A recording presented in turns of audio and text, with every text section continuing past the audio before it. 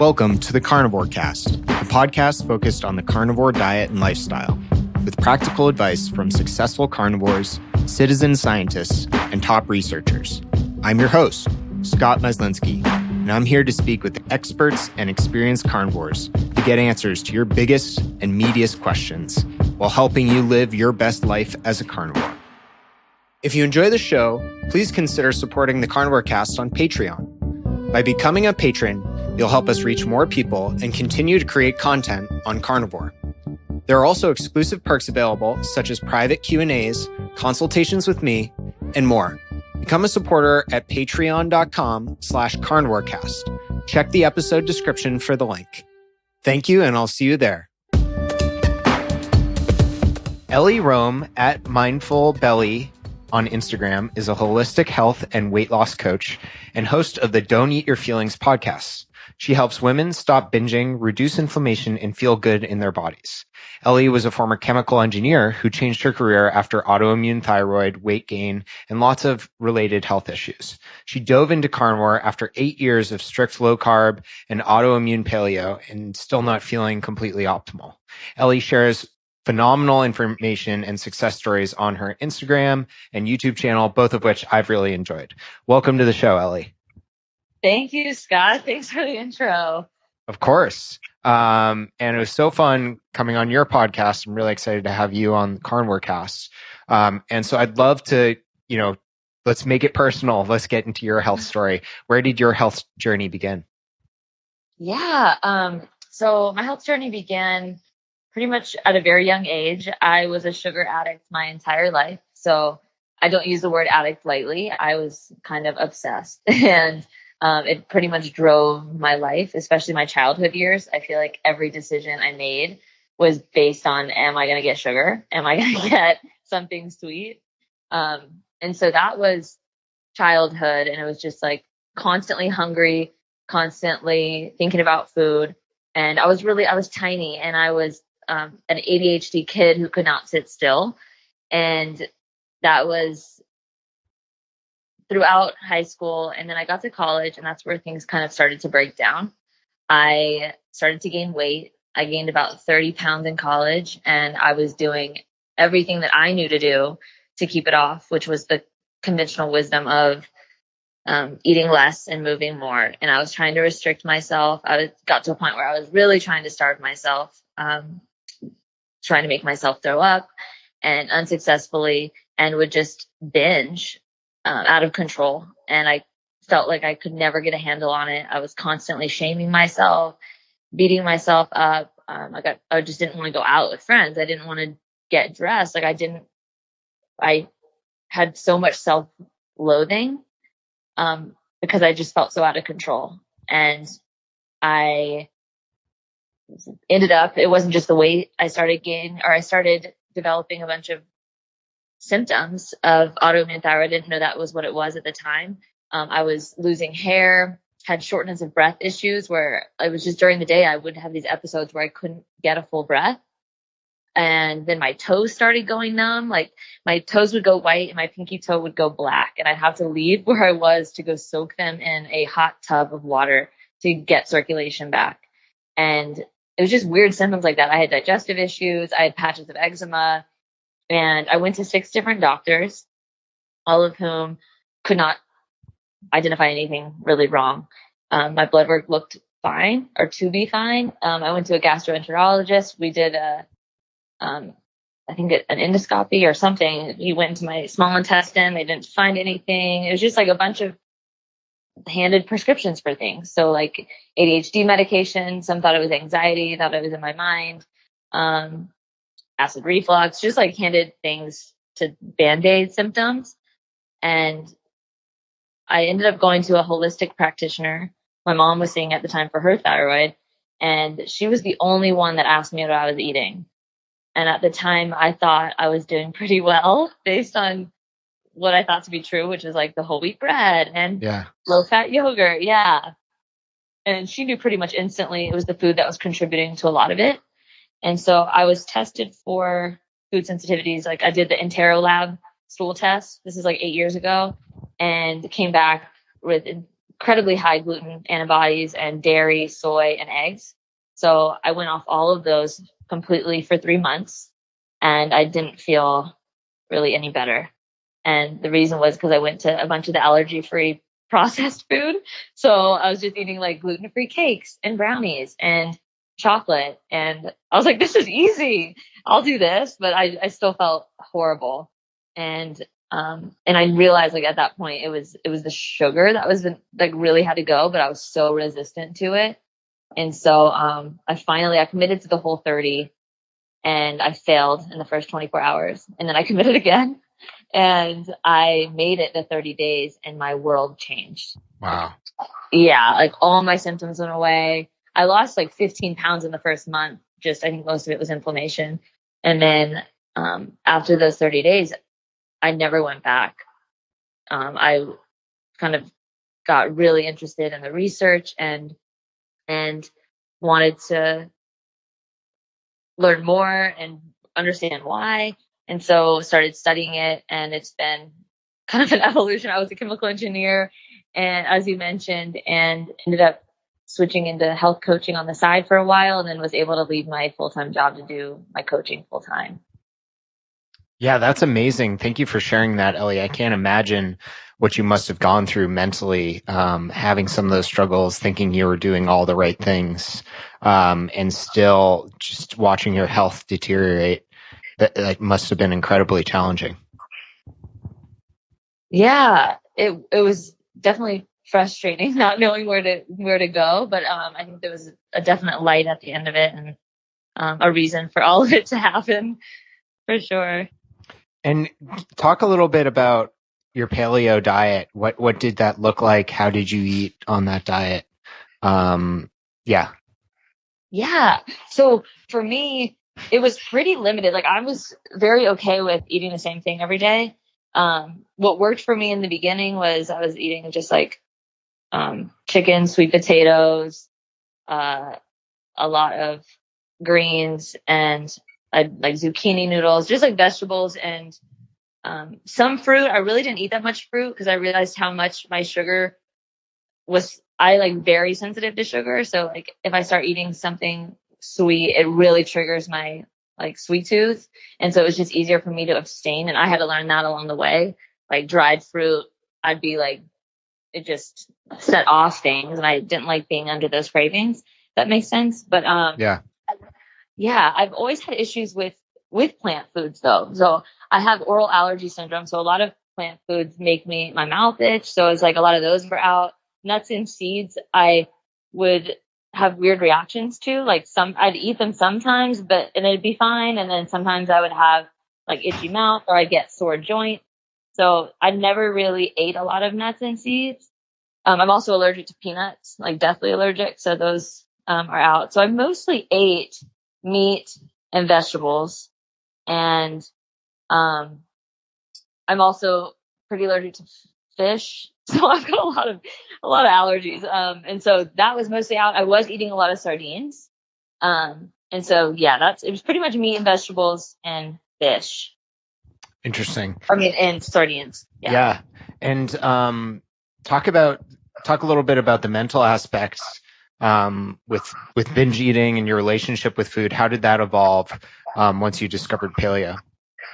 Yeah, so that definitely didn't happen overnight where it was like all of a sudden my binging just stopped. Yeah. I was still, getting off sugar was definitely the first step because it allowed me to have some sort of grip on food. Like when I was eating so much sugar, it was like I had no control. It was like at night something came over me, and it was just like I had zero control. And so getting off sugar gave me the space to actually have more choice, if that makes sense. But I was still using food emotionally. So even if it was healthy food, I was at work, I'd get a stressful email, and I'd be going in the fridge getting like cooked chicken. I mean, it sounds weird, but like Brussels sprouts. But I was just eating constantly because that was my form of self-medicating. Like that was my form of pleasure.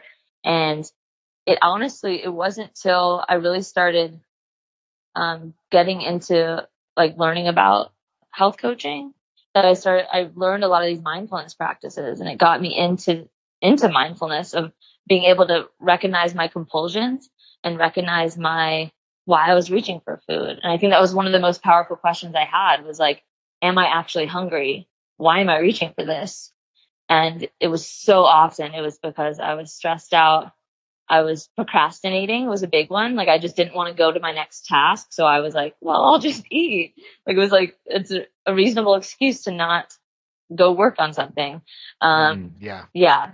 Boredom, stuff like that. And so that was the next evolution. It was like the actual what to eat. And then it was like, why am I eating?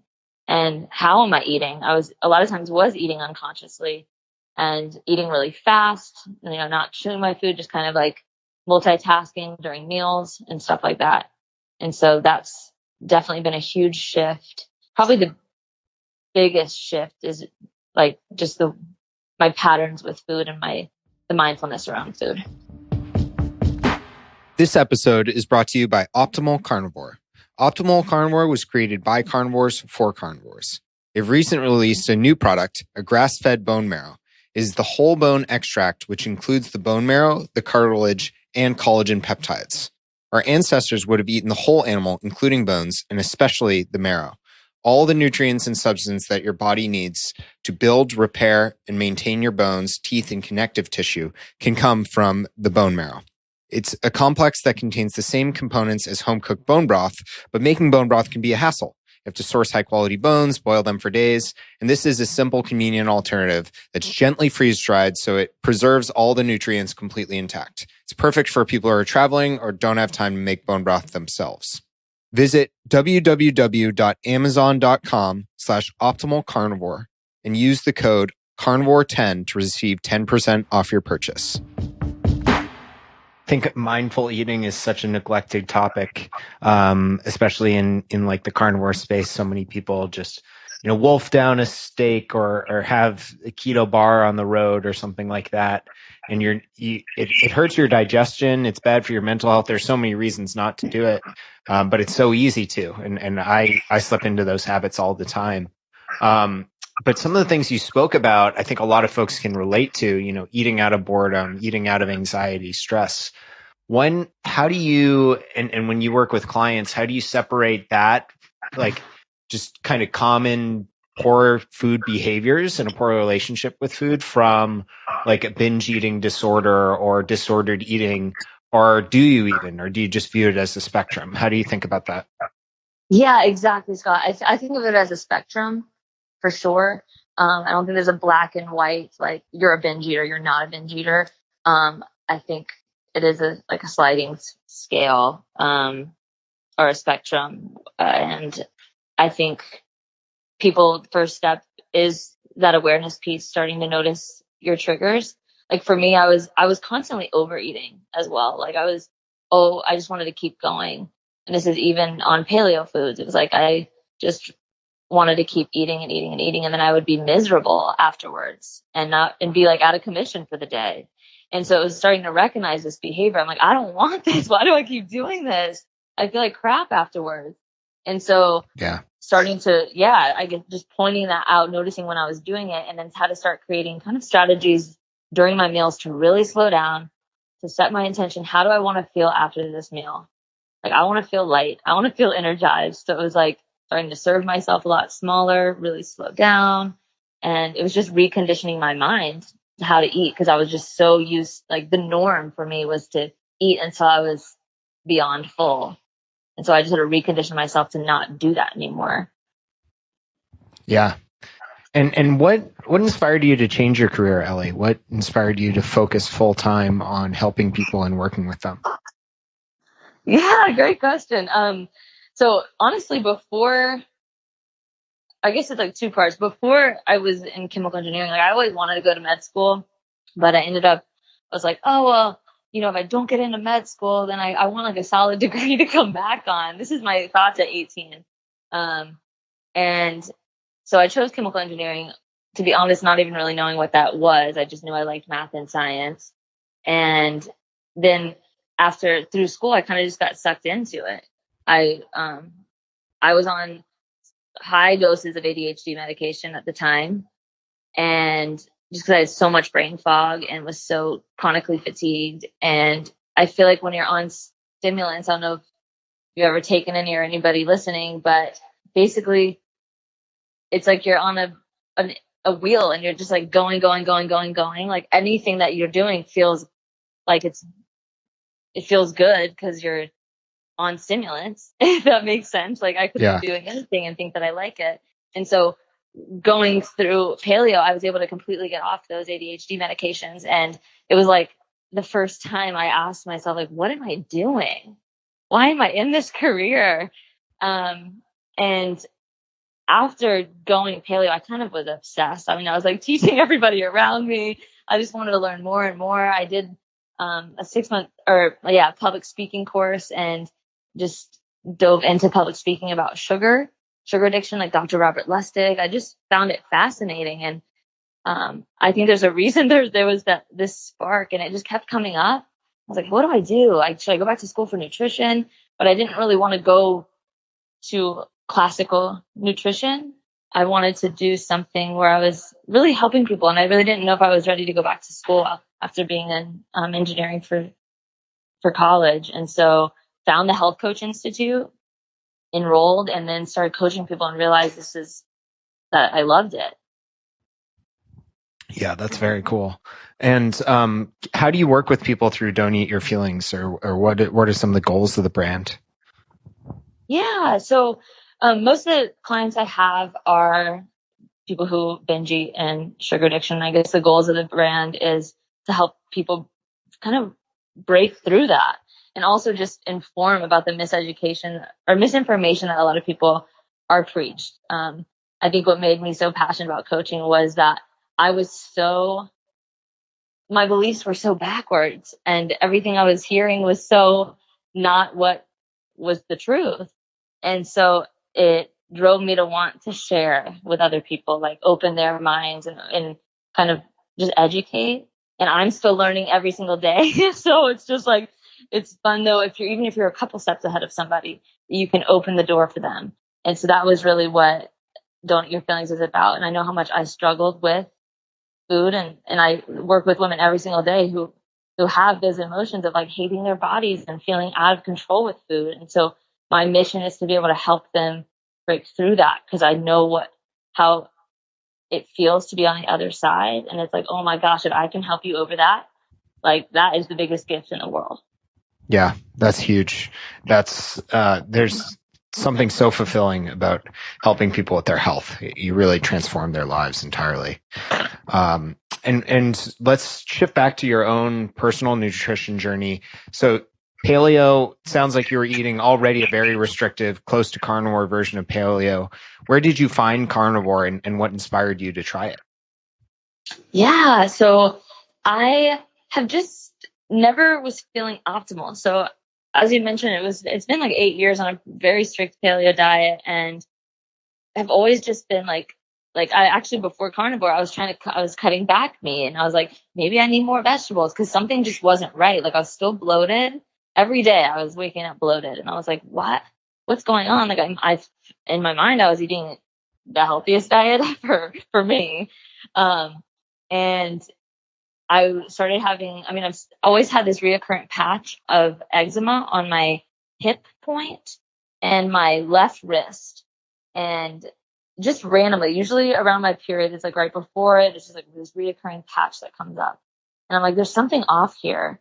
And I had some like seasonal allergies that were coming back and that weren't there for a while, and just not feeling optimal in my energy. And I actually had severely low iron this past winter that I didn't realize. And I had the worst anxiety I've ever had in my life. And I don't typically have a lot of anxiety. So it was just like this huge shift, and a state of depression that I've never experienced before. And was like about to get back on ADHD medication because my brain just wasn't firing. And I didn't realize it was because of the severely low iron, low ferritin levels. And I wasn't eating any red meat hardly. And it wasn't really because I thought it was bad or anything. I was just in this lot going on, was eating a ton of sardines and chicken because it was easy, and wasn't paying attention to myself as much as I should have been. And then started taking the ancestral liver supplements, which completely changed my world. And also some additional heme iron. This is before carnivore. Anyway, so Yeah. this is kind of like a transition. And then I was still looking and searching. And I found Kyle Kingsbury's podcast with Dr. Paul Saladino. And then I went and watched Michaela Peterson's interview with Joe Rogan. And I watched a couple of her YouTube videos and more interviews with her. And then I found your podcast. And so it was just kind of like this evolution. I was like, oh my gosh. So I then was like, well, this sounds like I need to just try it. I can't keep just researching. I need to just try it for myself. And so I went full carnivore.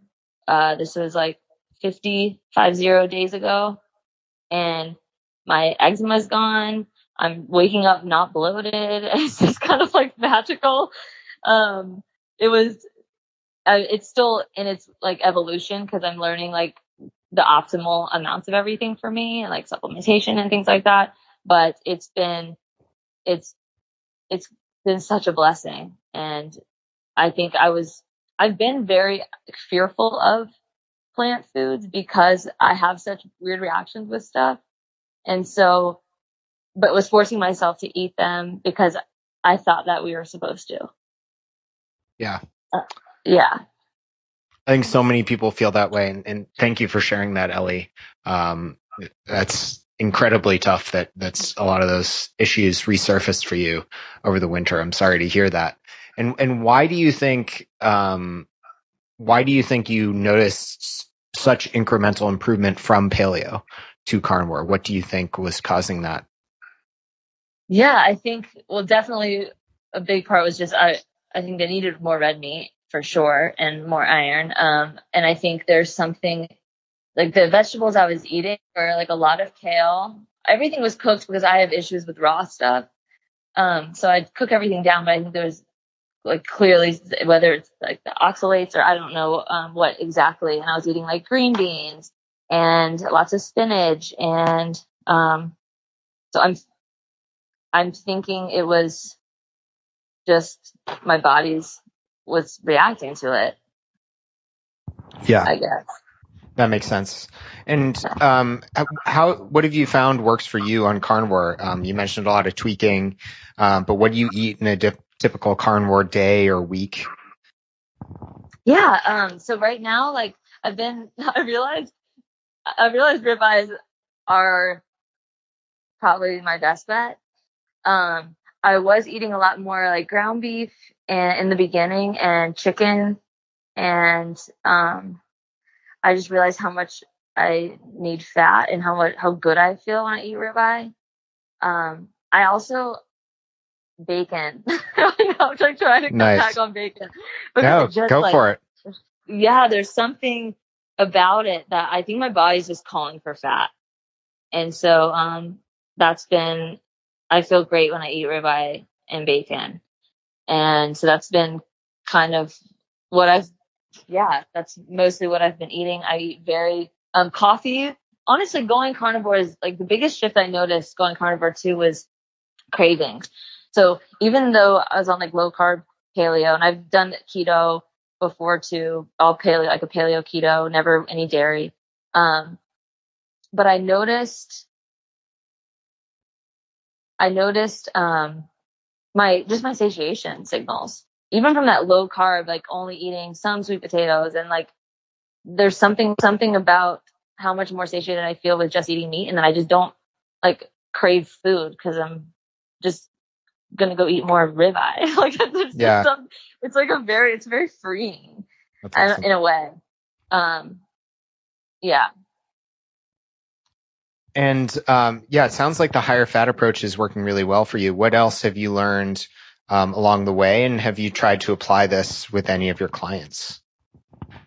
Yeah. So something I've learned is definitely the electrolytes. That was huge. I wasn't doing that in the beginning, and I felt I had a lot of symptoms as far as just like fatigue, low energy, headaches.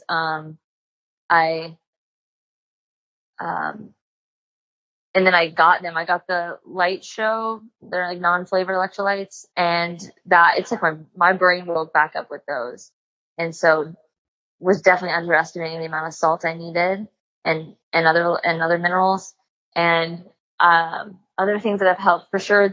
I've been taking iron supplementation, but I'm taking blood work and watching and seeing if I'm still not going to need that as I continue, because I'm eating so much more red meat. And then I'm taking the I'm taking the ancestral supplements. I've got a variety of those: the liver, spleen, thymus, brain. So I'm taking those as well. And then coffee. That's what I meant to say.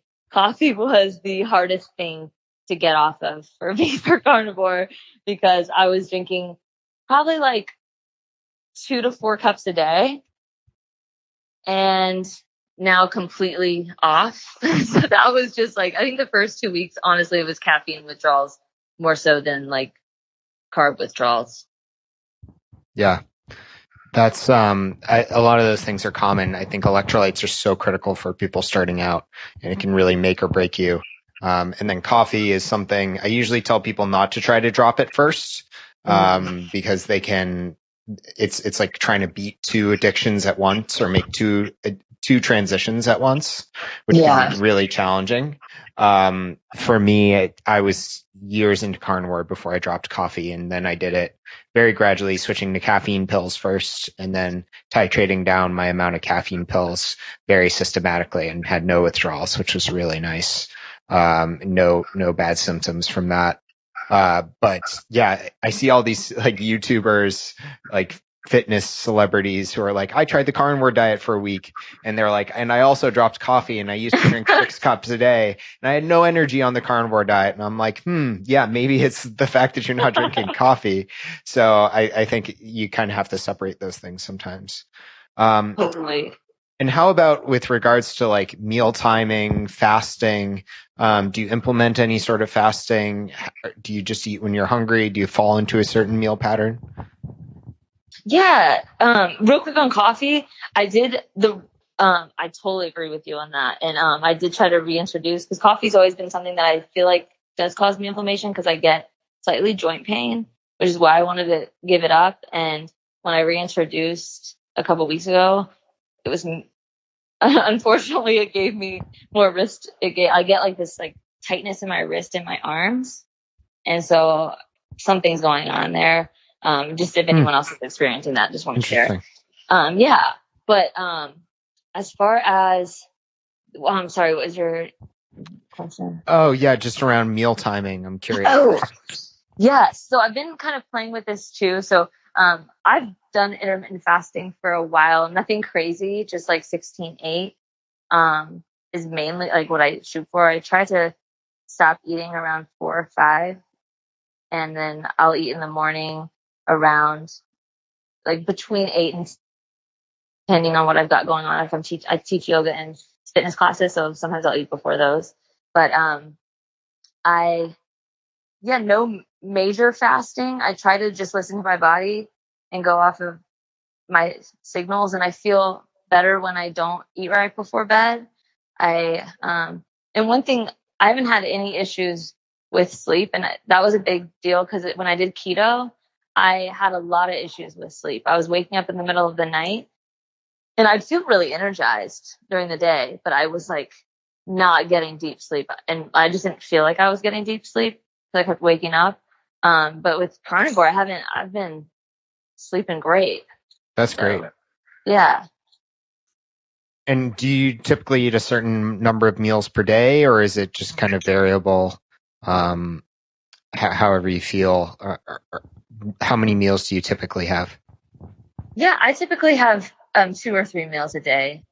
Usually, breakfast, lunch, and an early dinner, or a lot of times I'll do kind of a later breakfast, early dinner, and then go to bed. Yeah. I find that's what a lot of people fall into. And how about like beef versus other meats? You mentioned you're allergic to eggs, I believe, and some forms of fish. You have some bacon, but do you mostly eat beef, and how do you feel about that? Yeah, exactly what you said. Yeah, I mostly eat beef, and I feel good about it. I want to make sure that I'm getting everything I need to get. So I actually was I saw Dr. Paula Saladino's live, and I asked him some questions around it, anything that I needed to make sure I was getting. And he mentioned maybe like bone broth and some eggshells for calcium. And so I'm kind of exploring that too. Yeah, I always wonder how, like, I go back and forth on whether we need to supplement calcium or find an extra source of calcium on a carnivore diet. But I think between like sardines, occasional bone broth, and I really think eggshells are probably the best way to get it. One thing that Paul has talked about, that I just like to mention for listeners, and for you, Ellie, is you want to separate the eggshells or any form of calcium from your regular meals, because having a lot of calcium with food can actually block some of the nutrient absorption. Apparently, Paul has talked about this. So what I typically do is if I'm trying to get more calcium, I'll have like, I'll take eggshells, I'll wash them the day before, I'll put them on a plate and let them dry in the fridge. And then I'll have one first thing in the morning when I wake up before I eat anything. And then like an hour later, I'll have breakfast, or I'll have them like at night before I go to bed, far away from a meal. So that's just one thing to think about. Oh, thank you so much. That's so helpful. Yeah. Yeah, of course. And I would love to ask you about, so I'm trying to get more organ meats. I've been getting from US Wellness Meats. They've got some blends. Yeah. Like some heart, liver, and ground beef blends. But yeah, they're awesome. Yeah. And I've been taking the ancestral supplements, but I guess for like preparing liver, do you have any suggestions, or how do you prepare your liver? So I've gotten to the point where I really like it raw. I know not everyone is there, and I don't know if some people don't feel safe about that. So for the first year or two on carnivore, I couldn't stand liver no matter how you cooked it. You could drench it in butter. You could cook it with lots of spices. It just did not appeal to me. And I used the US Wellness Meats liverwurst begrudgingly. So I'd have like small amounts of that once or twice a week. I think it really comes down to like your tastes will change and adapt. So I was the person who like couldn't even smell liver for the longest time. Just found it so repulsive and disgusting. And then over time, it just became more and more appealing. And I went from being able to eat it as liverwurst to being able to cook my own and just like lightly sear it in butter to being able to eat it raw. One thing that works well for a lot of people, because liver is like very sensitive to cooking. If you overcook it, it gets really chewy and nasty and just tastes like the heel of a shoe. So you have to like either like flash sear it in butter or tallow. Or one thing, someone gave me this suggestion, which is freeze bits of it and then cook it just straight from frozen in a pan on really high heat so that the outside will sear, but the inside will stay pretty much raw. So you're preserving a lot more of the nutrients that way and it tastes better. So that's one tip. But I'd say my general advice is just like be patient with it. Liver probably won't appeal to you for a long time. I think that's okay. Okay, good to know. Thank you so much. This is really helpful. Yeah, no problem. Just if I'm sharing any knowledge, it's just from mistakes I've made and things I've borrowed from other people. It's nothing super insightful. And what's next for you with regards to your diet? Don't eat your feelings and your brand. What are you looking forward to in the next few months? Yeah, so I recently started these 21-day resets. And so it's groups online, typically around 30 to 40 people in the group. And it's a very practical paleo protocol to help people go from a kind of like a more standard American diet, maybe like a healthy, like trying to be healthy, but really wanting to understand, what is optimal for them. So trying to help move people towards a more paleo template without feeling super deprived. So teaching people just a lot of easy ways to swap. We're really focused on sugar and carbs and how to balance your plate. Anyway, like adding healthy fats, just kind of teaching more of a functional nutrition approach. And then along with that, we do daily live fitness classes, daily live meditations. And it's really about not just like the what to eat. It's really learning the why to eat. So it's like a mindful eating program too. So it's kind of like this all in one thing. I've got speakers every week. We do 2 speakers a week, and it's just become, it's so fun for me because it's just like, I love learning about stuff and getting to share with them and just watching their transformations. Like, I normally do mostly one-on-one coaching, so I really like both. I like having the group coaching. So that's kind of evolving right now.